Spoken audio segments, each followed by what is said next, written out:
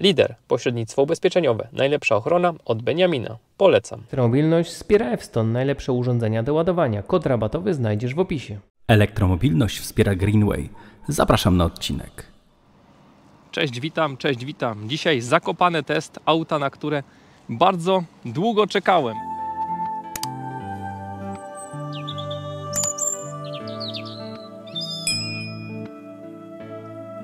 Czy warto kupić auto elektryczne? Jakie auto elektryczne kupić? Jeśli masz takie pytania, to chętnie pomogę Ci w odpowiedzi. Na początku podziękowania dla Autospektrum z Kryspinowa za użyczenie tego auta do testów i podziękowania dla Adama. Idziemy się z Adamem przywitać. Adam już trzeci raz jest na zakopane teście. Poprzednim razem też załatwił auto do testów, więc wielkie podziękowania. Idziemy się przywitać. Cześć Adamie, co to za furę dzisiaj przywiozłeś? Jak widać, ETH, Megankę będziemy testować, nie? Będziemy testować. Warunki zimowe, popatrzcie jaka tam góra śniegu. Ja swoim zwyczajem muszę zrobić krótkie 360. Dzisiaj to będzie przeprawa przez śnieg. Pogoda jest jaka jest. Zobaczymy jakie to ma koła, bo wygląda na to, że ma bardzo duże. Jak patrzyłem w cennik, to może mieć 18 albo 20. Tutaj mamy 215, 45, 20, więc co pierwsze mi się rzuca w oczy to wielki ekran. Ciekawe tutaj takie wykończenie, ale ustawiam fotel pod siebie i zobaczymy ile miejsca jest z tyłu. 63% w akumulatorze mamy na ten moment. No i generalnie z tyłu jest znacznie mniej obszernie niż z przodu. Tutaj do fotela gdzieś tak 1,5 wolnej przestrzeni. A nad głową zobaczymy jak to wygląda nad głową. A nad głową to tak ze dwa palce. Więc zdecydowanie obszerne auto z przodu, ale z tyłu tak troszkę klaustrofobicznie bym powiedział. No i teraz kto zgadnie jak otworzyć bagażnik. Tu jest takie coś. A teraz niestety trzeba się trochę ubrudzić. O, ale się otworzy. Dobra, trochę się obrudziłem, ale się otworzyło. Bagażnik mi trochę przypomina ten nasz bagażnik z Leafa, czyli jest taki nie za wielki, ale bardzo głęboki. Zaraz tu go szybciutko pomierzymy. Jako że zapomniałem czapki, to dzisiaj będę występował w kapturze. Dobra, mierzymy go tutaj na szerokość. Tutaj jest taki ciekawy kształt. 96 cm, ale w ogóle nie ma tutaj zaznaczonych nadkoli, bo po prostu jest ścięty do kwadratu, jakbym ja to powiedział. Do półeczki mamy jakieś tutaj 61 cm i na wysokości tutaj wlotu jakieś 65 cm. Po podłodze jest oczywiście trochę więcej, po podłodze jakieś 78 cm. Także jakiś to obraz sytuacji myślę, że Wam daje. Półeczka tutaj taka dość solidna. Dobra, zamykamy. Zobaczymy co jest z przodu. A z przodu co mamy? Słyszymy pompę ciepła. A poza tym to miejsca tutaj nie ma, więc nawet jakiś taki aftermarketowy, jak ja to mówię, bagażnik, no to będzie ciężko tutaj spasować. No i dzisiaj rano patrzyłem, jakość powietrza 900% przekroczona norma, więc katar, kaszel, no czuję się jakbym był poważnie chory. Natomiast będziemy dziś testować system oczyszczania powietrza. Zobaczymy i usłyszycie, czy mi się ten głos poprawi, jak będziemy dojeżdżać do Zakopanego. No i będziemy komisyjnie kasować zegary.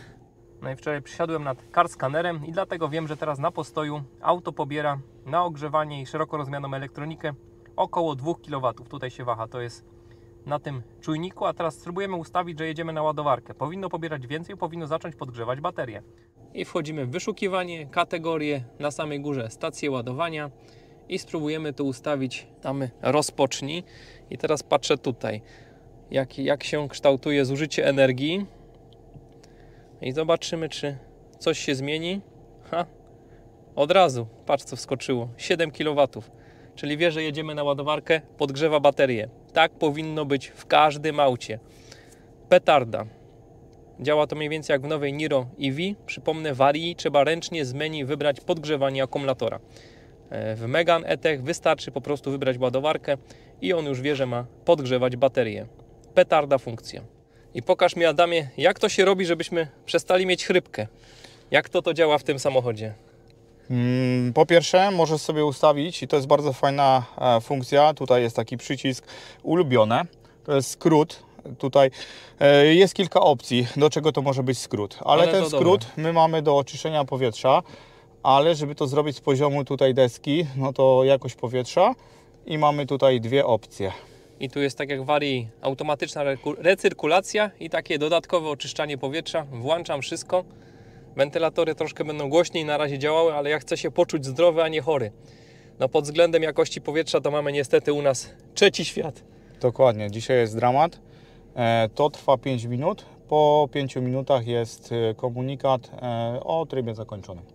Siedzimy w środkowej wersji wyposażenia, czyli auto za ponad 200 000, więc jest też fajnie wyposażony. Mamy dwustrefową klimatyzację, grzaną kierownicę i grzane fotele 3-stopniowo. Wszystko, co powinno być, według mnie jest. Na drzwiach mamy 60 kWh. Bjorn wytestował, że koło 55 jest dostępne. No i sprawdzamy, czy auto może pociągnąć przyczepę? No może pociągnąć przyczepę, bo mamy 2,158 i 3,058. Z tego wynika, że Megane E-Tech może pociągnąć przyczepkę o masie 900 kg. No i startujemy, pokazuje nam godzinę 44, na 10:50, że będziemy i 25% mamy dowieźć do celu. Na pokładzie mamy też kamery 360, możemy się tutaj pobawić, jak się komuś by nudziło. I co mi się podoba? Łopatki. No tak powinno być w każdym aucie. Włączyliśmy oczyszczanie powietrza, więc zapewne dał jakiś tu obieg wewnętrzny i delikatnie nam zaparowały po bokach szyby. I chodzimy w trybie oczyszczania powietrza, a szyby odparowały, także to był tylko taki chwilowy efekt. No i jako, że kilka dni tym autem już pojeździłeś, to muszę Cię wypytać, jak Ci się nim jeździ? Michał, bardzo fajnie. Bardzo fajnie. Naprawdę testując to auto już chyba 4. czy 5. dzień, zacząłem się do niego przyzwyczajać. Poznałem te wszystkie bariery, które tutaj są, bo troszeczkę ich jest, naprawdę można się tutaj zagubić na początku. Później to już wszystko wiemy, doceniamy i bardzo fajnie się to auto kształtuje. A od takich prostych rzeczy, jak rozpoznaje od razu przy przyjściu, podejściu do niego, otwiera nam klamki, później zamyka się automatycznie po odejściu, po bardziej właśnie skomplikowane, można tak powiedzieć, z oczyszczaniem powietrza, gdzie cały czas w swoim lifie muszę ten obieg wewnętrzny stosować. Tutaj to naprawdę świetnie funkcjonuje, bo tylko na te 4 czy 5 dni raz mi się zdarzyło, że coś poczułem, a to był naprawdę mocny kopciuch przede mną, a tak to działa to naprawdę wyśmienicie. No, to jest podstawowa funkcja. A powiedz mi, jak tutaj oceniasz te właściwości jezdne? Bo ja tak na pierwszy rzut oka to wydaje mi się, że to jest taki dobry kompromis. Nie jest tutaj za sztywno, ale taka pewność prowadzenia jest, przynajmniej tak to odczuwam. Na zakrętach, tyle co pojeździłem, zrobiłem nim taką jedną trasę ponad 300 km. Bardzo fajnie się zachowywał. No i wiem, że tu jest jeszcze jedna petarda funkcja, czyli 22 kW ładowarka pokładowa. Bo I tak powiadałeś powinno mi, być w każdym aucie, Michał. że Ci się to już przydało nawet raz. Tak. I jeszcze mam tylko jeden tutaj po prostu taki mankament, do którego bym dodał, to natężenie prądu, żeby sobie sam można było z poziomu tutaj komputera wybrać, na ilu amperach chcemy się ładować, czyli jak szybko korzystać z tej ładowarki pokładowej, tak? Bo jeżeli cały czas ona nam daje 22, no to czasami chcemy gdzieś tam się po prostu nie ładować tak szybko, tak? Ale w trasie naprawdę potrafi uratować, że tak powiem, tyłek. Bo sam tego doświadczyłem i jadąc po prostu, próbując skorzystać z ładowarki setki Orlenu, była akurat po drodze i stwierdziłem, że nie będę się ładował niżej, tylko chciałem skorzystać z tej setki, bo to auto się szybko ładuje. No i kurczę, niestety Orlen jak zwykle po prostu nie wystartował, tak? Nie wystartował. Taka jest jego przypadłość.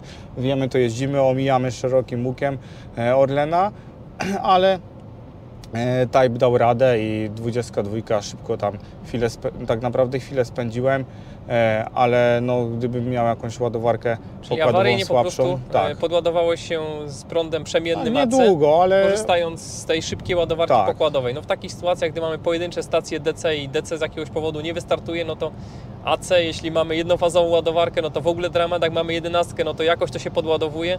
Natomiast Megane E-Tech, no to idzie już całkiem nieźle, no bo popatrzmy, zwykłe ładowanie AC przy takim nawet zimowym zużyciu w okolicach 20 kWh na 100 km, no to godzina ładowania prądem przemiennym mamy 100 km zasięgu. tak, awaryjnie jak najbardziej. Zdecydowanie fajna opcja. No i też trzeba pamiętać, że ładowanie DC jest zawsze droższe, a nie zawsze potrzebujemy się szybko ładować. Dokładnie.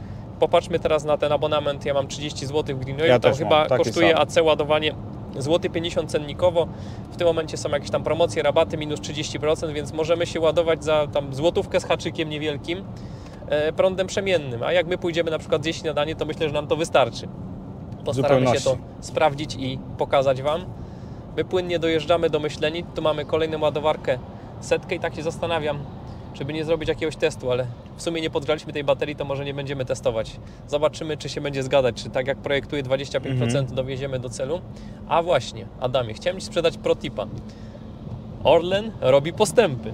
Jakie? Nie jestem tu jakimś Bo dla mnie są niezauważalne. Jak zawsze gdzieś tam zwolennikiem. jestem.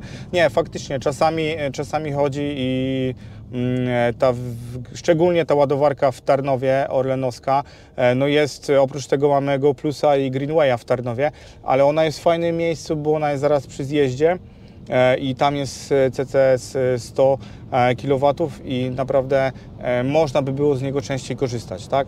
Ale co chwilę jakieś po prostu, dopóki Orlen, mam wrażenie, nie wprowadzi karty, Michał, to tak będzie cały czas się gdzieś tam działo. No będziemy tutaj apelować o kartę RFID. To jest jednak najprostsze rozwiązanie, jak ktoś tutaj jeździ po Polsce, mieszka w Polsce, to karta to jest po prostu podstawa. Wpinasz wtyczkę, przeciągasz kartą i po paru sekundach Dokładnie. to się ładuje.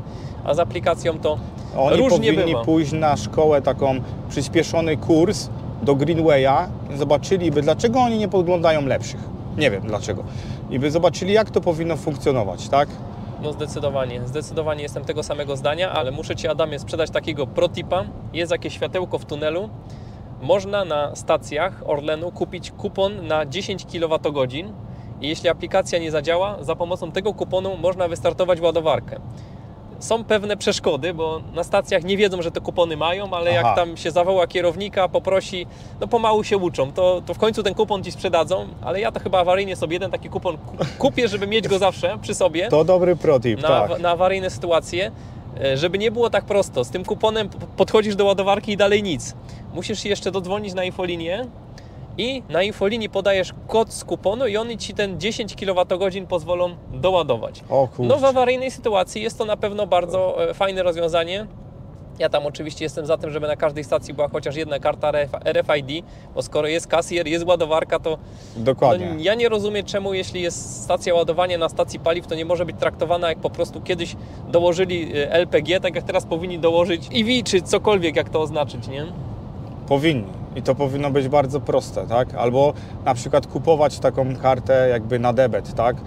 Zasilającą sobie, sam sobie zasilasz kwotą i po prostu, żeby nie mieli problemu z tymi rozliczeniami, bo ja mam wrażenie, że oni po prostu tak tego się bali, żeby po prostu ludzie, nie wiem, nie płacili. No przecież jak tankujemy paliwo, też możemy odjechać, tak? I Dokładnie uciec. tak no samo, nie wiem. no.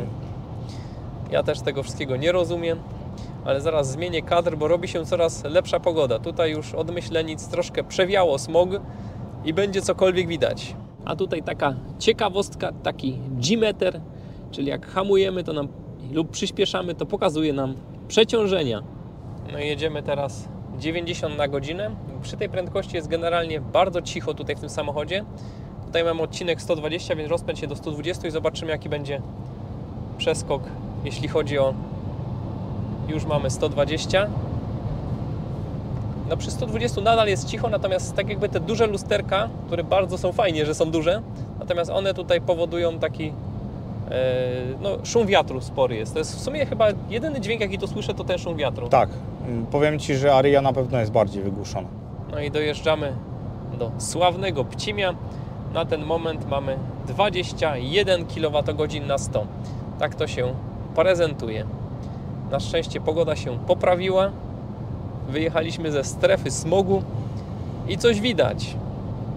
No bardzo fajne auto. Jedyne co mi przeszkadza to troszkę ten szum wiatru. To jest jedyny mankament jaki do tej pory znalazłem. Zdecydowanie brakuje mi tutaj klejonych szyb. W Varii, którą jakiś czas temu jeździliśmy, jak z przodu jak i z tyłu były klejone szyby i to jednak daje taki lepszy komfort akustyczny. Tutaj w Renówce tego nie mamy, chociaż to są pokrewne konstrukcje, aczkolwiek z ciekawostek mamy tutaj inne krzywe ładowania. Aria ładuje się na początku wolniej, ale długo trzyma moc, natomiast Megane zaczyna od tam prawie 130 kW i szybko spada z tą mocą ładowania. I to jest taka ciekawostka. Oglądałem kilka tutaj takich sesji ładowania z Ionity. Jak na przykład wystartujesz z 20% i ładujesz się przez pół godziny, to doładujesz tam 30 kilka kilowatogodzin. Tam jak jesteś taki bardzo hardcorem, tak to nazwę, i przyjedziesz na 1% i będziesz się ładował również pół godziny, to doładujesz w tym czasie 44 kWh. Dla porównania dodam, że naszą Kiją przyjeżdżając około 10% jesteśmy w stanie w pół godziny doładować około 35 kWh. Podobne wartości też potrafią doładować na przykład ID.3, które też ładują się tam z mocami zaczynają od 120 kW, a przypomnę, że Kia ma tylko 77 kW w piku. Tu mamy w piku prawie 130 kW, a pomimo tego, jeśli przyjedziemy tam na parunastu procentach, to w pół godziny doładujemy tyle samo energii, więc tym autem da się szybciej jeździć w sensie ładowania, ale musimy bardzo nisko go rozładowywać. Tunel otwarty, lecimy dalej.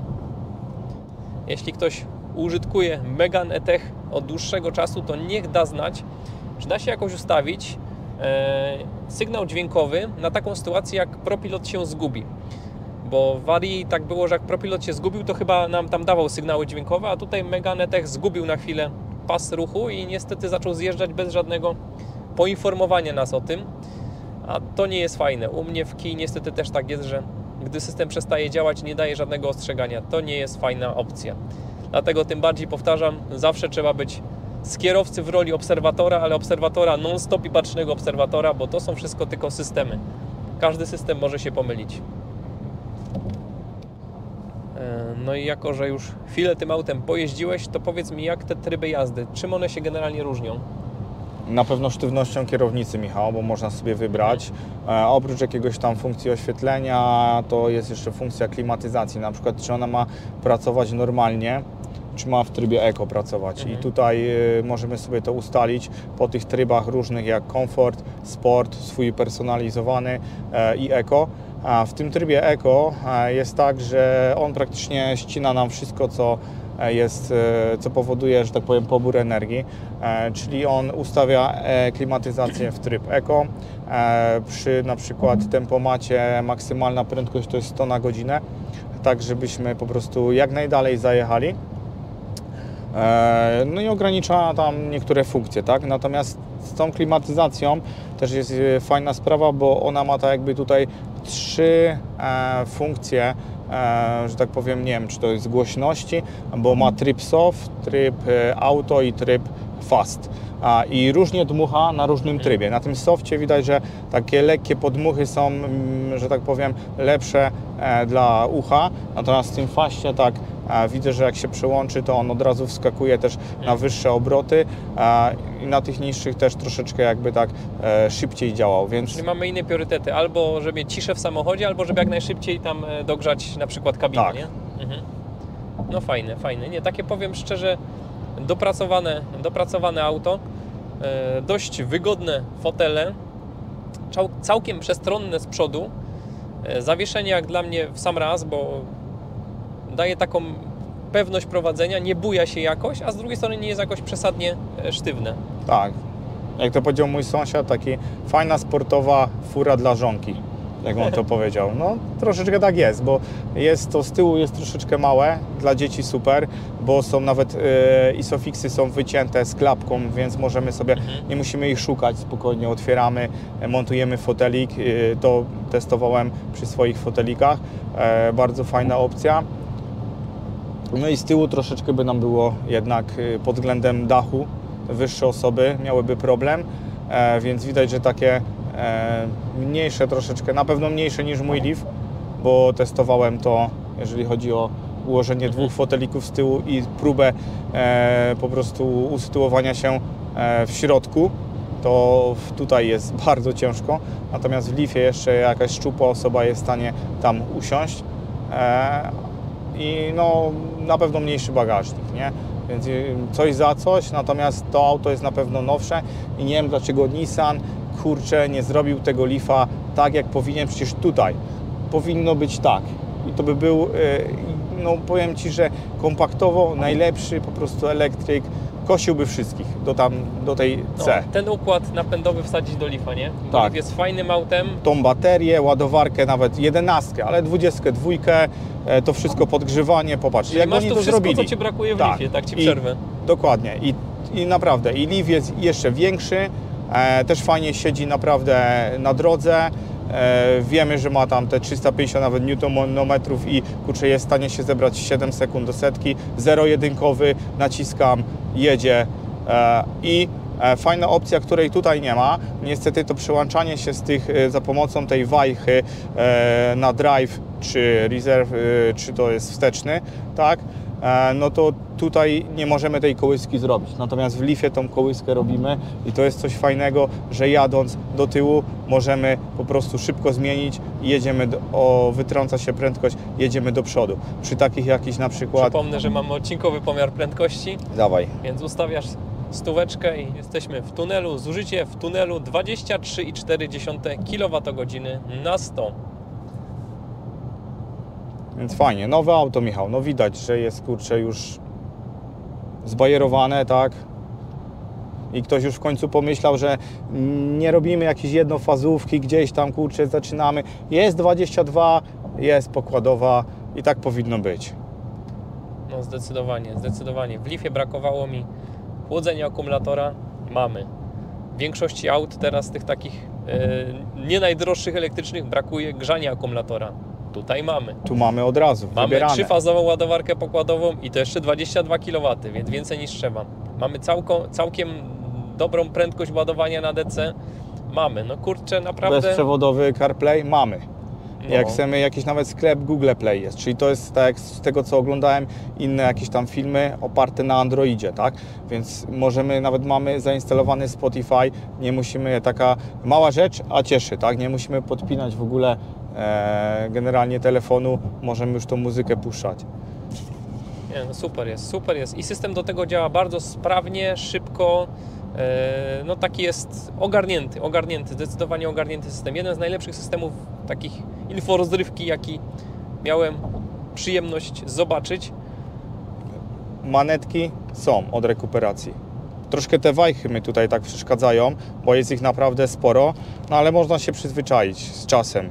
Tutaj jest szczególnie ta od poziomu głośności, taka z takim pokrętłem do zmieniania. To takie chyba pamięta czasy laguny Troszeczkę, jedynki. nie? Dajcie znać w komentarzach, ja tam lagun nie miałem, ale tak mi się coś przypomina.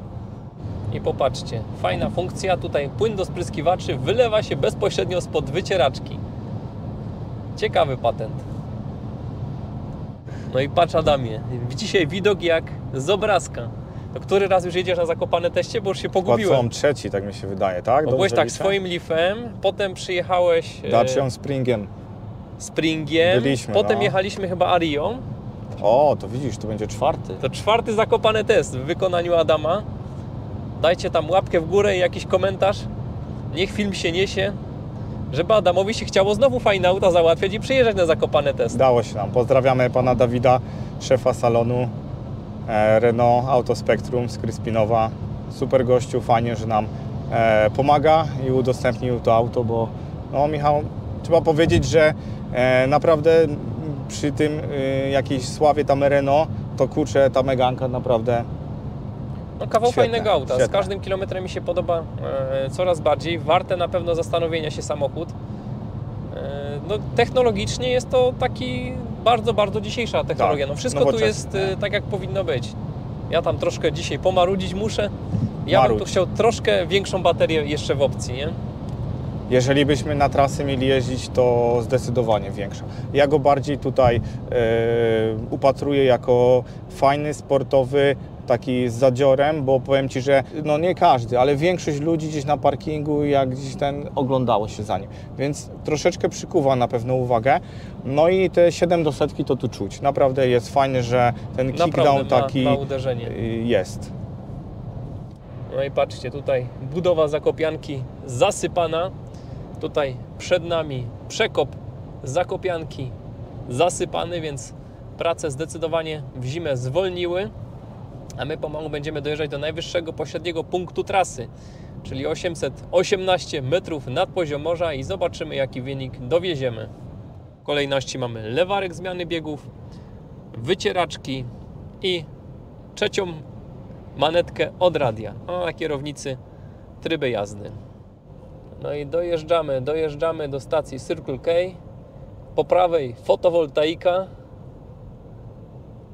I za chwilę będziemy robić wynik zużycia energii. I na samym szczycie dokładnie 24 kWh na 100. No teraz spadło na 23,9. No i takie przepiękne widoczki, przepiękna zima. A ja mam tutaj taki apel do pracowników salonu i generalnie kogokolwiek, kto ma fajny samochód elektryczny. Zawsze w opisie są wszystkie linki do poprzednich testów, możecie sprawdzić, co już było. Jeśli macie jakiś samochód, którego nie było na testach, no to koniecznie się zgłaszajcie. Róbcie choćby tak jak Adam. Macie kogoś znajomego w salonie, możecie jakieś fajne auto pożyczyć, przyjeżdżajcie na Zakopane testy. Ja chcę, żeby tutaj całą polską elektromobilność, całą flotę, którą da się kupić, pokazać na tych testach, żeby zobaczyć, jak to auto się sprawdza w praktyce. Bo broszury reklamowe są ładne, kolorowe, ale jak auto jedzie, ile potrzebuje energii, żeby dojechać w te góry, jak się ładuje i tutaj nasze jakieś subiektywne wrażenia z jazdy, no tego się z papierowych broszur nie dowiecie, więc jak tylko ktoś ma jakąś możliwość, tak jak Adam, pożyczyć jakieś auto fajne, no to zapraszam wszystkich serdecznie na Zakopane test. A przed nami już przepiękny widok na Tatry. I popatrzcie, tak samo jak w Arii, jeśli mamy zablokowany na przykład z tyłu bagażnik i nie widzimy, co za nami jedzie, to możemy lusterko zwykłe zmienić na lusterko ekran. Fajna opcja. A szczególne zaproszenie dla właścicieli Mercedesów, bo Mercedesy jakoś, no z jakiegoś powodu nie chcą się pojawiać na Zakopane teście. Boją się, Michał. Boją się. Nie ma się czego bać. Opinia to jest tylko opinia. Opinia nie zabija. Pewnie, że nie. Zresztą mówimy jak jest. No, nie koloryzujemy. No, co zauważę, to opowiadam. Ostatnio udało mi się złapać, jak w Sangyangu się zrestartował system. No to pokazałem, że się zrestartował. No tak to wygląda. No, jak się tam ładowarka nie chce uruchomić, no to pokazuje, że na przykład był lód w kablu i się nie chciała uruchomić. No to są takie różne sytuacje, które się zdarzają. Na Zakopane teście Jaguara był samochód na dachu przy Circle K u góry. No różne rzeczy się tu dzieją i my pokazujemy, jak to wszystko wygląda w realu. No i spotkał nas tu jakiś w klikuszowej korek.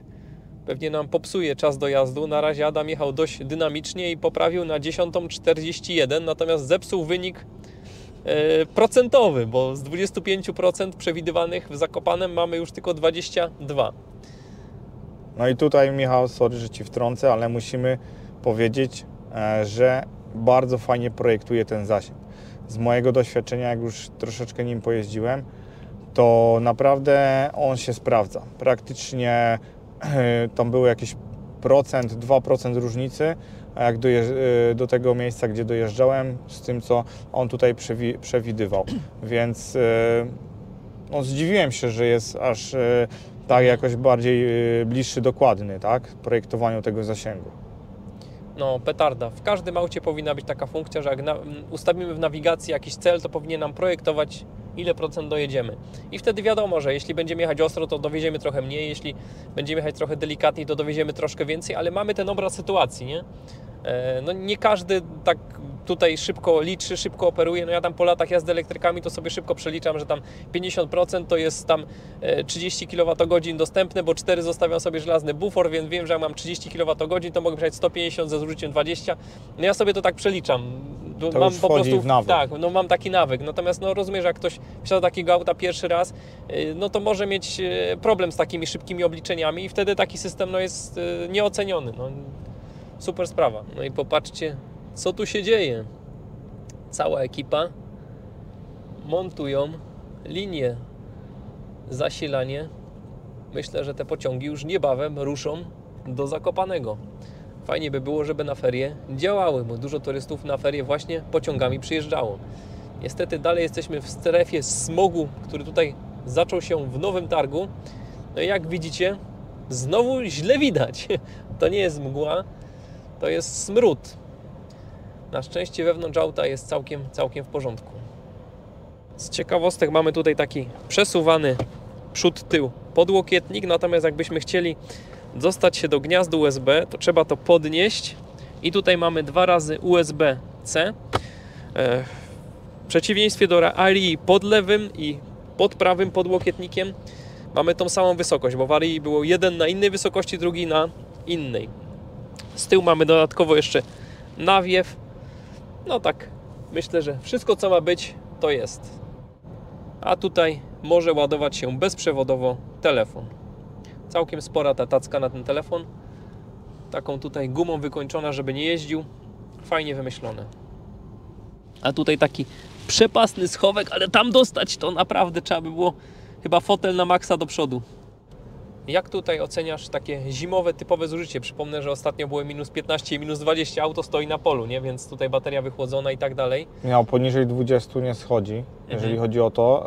Tak jechałem 50 km autostradą w trybie Eco 100 km na godzinę, to było tak zużycie 20 z hakiem, no 20,5 gdzieś tak. Natomiast jak przerzuciłem się 120, 130 i już tryb tutaj sport, no to miałem zużycie 23 i tam 9, 23 i 8. Z takiej dużej różnicy tak naprawdę nie ma. Potrafiłem zejść koło 15, tutaj po mieście 16, jeżdżąc, ale to bardzo wolno, nie? Takim po prostu zachowawczym Czyli tak trybem. Szybko licząc, jakiś taki typowy zimowy zasięg mieszany można określić na jakieś 250 km? A myślę, że wyżej. Mi się udało 300 niecałe zrobić. Aha. Autostradowo Kraków, Dębica, Brzesko i jeszcze tam pojeździłem sobie na Podkarpaciu troszeczkę, więc tak wyszło jakieś chyba 280. Taki I mieszany, byłem na w 4%. mieszanym cyklu. Tak. I to było, wiesz, jechałem też w nocy, bo tam było minus 14, minus 12. Zaczynałem, było minus 4, nie? Więc Także jeśli kupujecie takie auto na zimę, to tak plątając się no, w 250 trybie mieszanym, możemy te 250 można uznać, że jest do zrobienia. Natomiast w lecie na pewno będzie więcej. A tutaj przed nami takiej średniej wielkości schoweczek. Tutaj dość spory schowek na butelki z przodu. Myślę, że taka 1,5 litrowa powinna się zmieścić. No i jesteśmy w Poroninie, przy Leninie. Dzisiaj mamy dość fajny widok na Tatry i mamy, jak myślę, na zimowe warunki i dzisiejszy styl jazdy Adama całkiem rozsądne zużycie. 21,6 kWh na 100 km. No i z tego, co się orientuję, to mamy tutaj aktualizację przez internet, over the air, tak się to chyba nazywa. Aktualnie nie ma żadnej aktualizacji. No znowu będą mnie tam poprawiać, ale cóż. Jedziemy na wersji softu z 22 listopada 2022 roku. No i ostatnie kilometry przed nami. 5 km 9 minut nam pokazuje. Pokazuje nam, że będziemy na 10:39, czyli chyba z 10 minut szybciej niż mieliśmy być. I pokazuje nam 19%, że dowieziemy do ładowarki Greenwaya przy Centrum Edukacji Przyrodniczej. Ja jak zawsze bardzo podziękuję Greenwayowi, bo Greenway będzie sponsorem dzisiejszego ładowania na Zakopane teście. A teraz zobaczymy, jak sobie radzi z trakcją. No zdecydowanie chce jechać. No i tam za drzewami na 12 Giewącik, a za chwilę powinien być na 12 Kasprowy. Znakiem tego ostatnie metry i będziemy na ładowarce. No i dojeżdżamy do pierwszego ronda w Zakopanem, za chwilę będzie drugie. Na 12 Kasprowy, a my druga w prawo i ostatni kilometr do ładowarki. Dokładnie nam pokazuje tutaj 750 metrów z tego miejsca. Jest i Greenway i zrobimy test. Podepniemy się najpierw na DC, a potem przepniemy na AC. Zobaczymy, jakie moce ładowania dzisiaj na tej 50 zobaczymy. Ale najpierw wyniki zużycia. Więc tak, 22 kWh na 100 i jeszcze tutaj musimy dać na statystykę elektryczny, zużycie i tutaj mamy 98 km dystans i tutaj też 22,1. Tak to się prezentuje. A dowieźliśmy finalnie 19% i 56 km zasięgu. I wystartowaliśmy z 19%. Rozpędziło się do 44 kW przy ładowaniu z DC. Przełączymy się na AC i zobaczymy, co z tego wyniknie. No i rozpoczęliśmy ładowanie prądem przemiennym, czyli jeśli ktoś ma 32 ampery zabezpieczenie i stację ładowania w domu, to z taką mocą również można by się ładować w domu. 21,45 kW, więc prawie 22 kW. A tak to wygląda na pokładzie auta. Pokazuje nam w tym momencie 60 km zasięgu, 21% i ładowanie do 80% prądem przemiennym, czyli to wolne ładowanie trwałoby w tym momencie godzinę 53, a 100% za 2 godziny 42 minuty. No i dzisiaj takie bardzo ekspresowe śniadanko. 32 minuty nam zeszło i w tym czasie doładowaliśmy 11,5 kWh. Moc cały czas prawie 21,5 kW. Ruszamy w stronę Krakowa. I tu mamy auto, soft i fast. Damy soft, bo ja nie lubię hałasu. 21,5 stopnia, fotel włączony, kierownica ogrzewana włączona. Startujemy z 39%, pokazuje nam 108 km zasięgu. Zegary pokasowane. Trzeba dłużej przytrzymać tutaj w dół. Hej Google, prowadź do Skawina, Radziszowska 7. Nawigacja do Radziszowska 7. Zobaczymy, co nam tu wymyśli. Pokazuje nam godzinę 34, 99 km i że przyjedziemy na 12:53 na 17%. I pierwszy kilometr za kółkiem i takie dziwne uczucie. Z punktu widzenia kierowcy auto wydaje się sztywniejsze niż z punktu widzenia pasażera. Teraz mi się wydaje, że to raczej taki sztywno zestrojony kompakcik, aczkolwiek nie za sztywno, ale zdecydowanie sztywniej niż to na początku mi się wydawało. Jedziemy oczywiście na aktywnym tempomacie, a dodatkowo możemy mieć utrzymanie na pasie ruchu włączane i wyłączane z przycisku. Tak powinno być w każdym aucie. Projektuje nam w tym momencie godzinę 30 i 12:54 czas dojazdu. Mamy dojechać na 16%. 96 km nam jeszcze zostało. Przed nami tam już Harenda. Na Harendzie już można jeździć na nartach. Mamy w tym momencie, odzyskujemy energię z mocą 6, 7, 8 kW, jadąc 50 na aktywnym tempomaciku. Precyzyjny układ kierowniczy, taki generalnie troszkę sportowo zestrojony samochód, tak bym go tu określił zza kierownicy. Przyjemnie się jedzie, nie mogę narzekać. Natomiast no, ja nie wiem, czy jednak bym nie wolał troszeczkę bardziej miękkiego auta, no ale to kwestia upodobań zdecydowanie. I tak teraz sięgam pamięcią, to choć tu faktycznie nie czuć tych smrodów, to jakieś w Arii wydawało mi się generalnie lepsze powietrze. Nie wiem, czy to kwestia innego systemu tutaj oczyszczania powietrza, czy innej pogody na zewnątrz, ale subiektywnie oceniam go troszkę niżej niż ten w Arii. Takie mam wrażenie, że to tak troszkę podobne auto do Arii, ale jednak pozycjonowane troszkę niżej. Na Harendzie za wielu narciarzy nie ma. A nasze zużycie no bardzo fajne. Na ten moment 3,8 kWh na 100. Raczej zimą nie udaje się w żadnym aucie wyzerować zużycia, no bo na początku zużywamy sporo energii na grzanie. No ale zobaczymy, ile dowieziemy na Ustupie.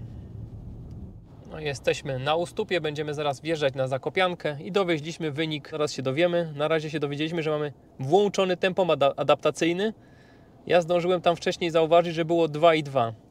No to przy okazji zobaczymy, czy ruszy. Auta przed nami stoją, my stoimy już dość długo. No i ciekawy jestem, czy ruszy. No i ruszył. Czyli jest to aktywny tempomat, który nawet jak się dość długo stoi, to potrafi ruszyć. No bardzo, bardzo fajna funkcja. To mi się podoba. Taka bardzo fajna funkcja. Mam tutaj 50 na znaku, naciskam ten przycisk i automatycznie na aktywny tempomat przechodzi mi prędkość ze znaku.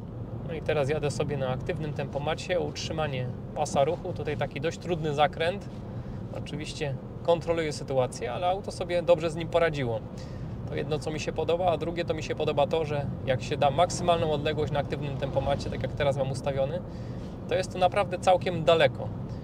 Ja nie lubię zbytnio jeździć blisko, zwłaszcza jak jest taka pogoda, no bo szyba jest momentalnie zachlapana, a tu da się tak jechać zdecydowanie dalej niż na przykład w naszym Eniro.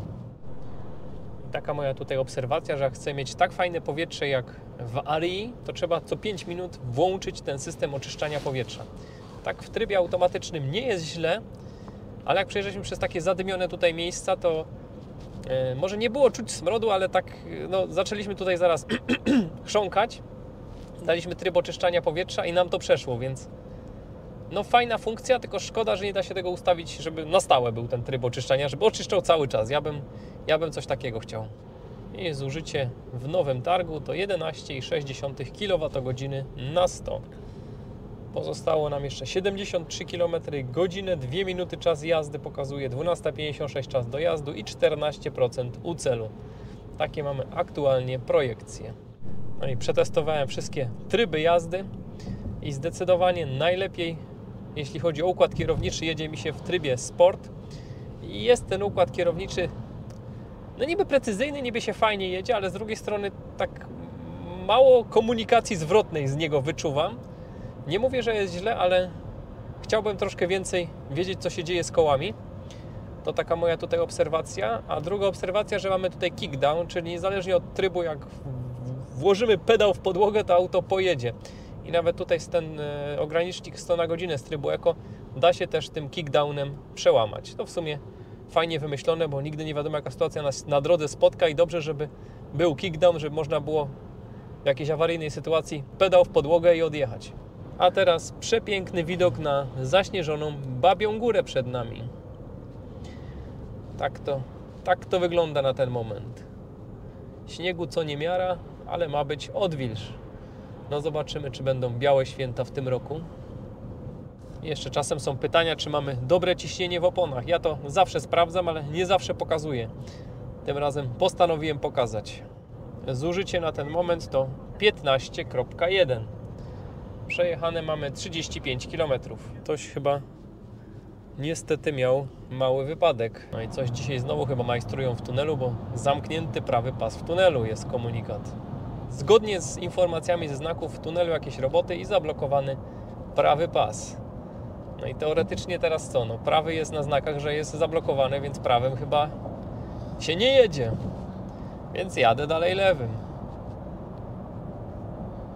Przed nami kierowca się nie mógł zdecydować, ale finalnie też wrócił na lewy. Ograniczenie do 70. Tutaj przypomnę odcinkowy pomiar prędkości, więc nie warto.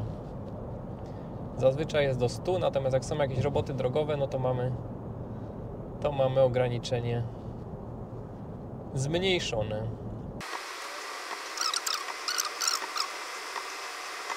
No i teraz mamy taki zakręt w lewo i auto ma taką skłonność do przycinania zakrętów. No nie zawsze, bo teraz akurat jak na złość, jak chcę nagrać, to jedzie w miarę środkiem, ale przed chwilą wyraźnie ścinał zakręty. O, może teraz będzie widać w lusterku. Widzicie, jak się przybliżył do prawej linii?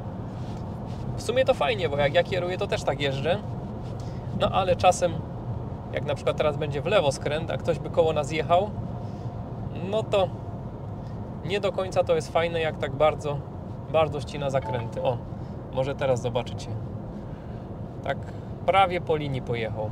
Nie przekroczył, ale bardzo blisko. A teraz na przykład bardziej się wycentrował. No tak troszkę inaczej jeździ. Jednak ten nissanowski ProPilot według mnie jeździ troszkę lepiej. Takie moje tutaj subiektywne odczucia. Generalnie mamy tutaj z Adamem takie wrażenie, że jak jedziemy autostradą, gdzie są bardzo delikatne zakręty, to ten system sprawdza się zdecydowanie lepiej niż na Zakopiance, która jest tutaj taka bardzo kręta. No i popatrzcie, no petarda. Drugie auto, w którym chyba to widzę na Zakopane teście. Pierwszy był SsangYong Corando Emotion, a drugi Megane E-Tech. Super te zegary tutaj. No i jesteśmy pod Janem w Skawinie. Finalnie 13,4 kWh na 100 zużyliśmy. Tak wygląda nasz wykres. Przejechane 99 km i jeszcze pozostało, już tutaj Wam pokażę, 14% w akumulatorze. A jak zawsze na koniec dziękuję wszystkim za uwagę, dziękuję patronom za wsparcie i do zobaczenia. Cześć! Dzięki, cześć.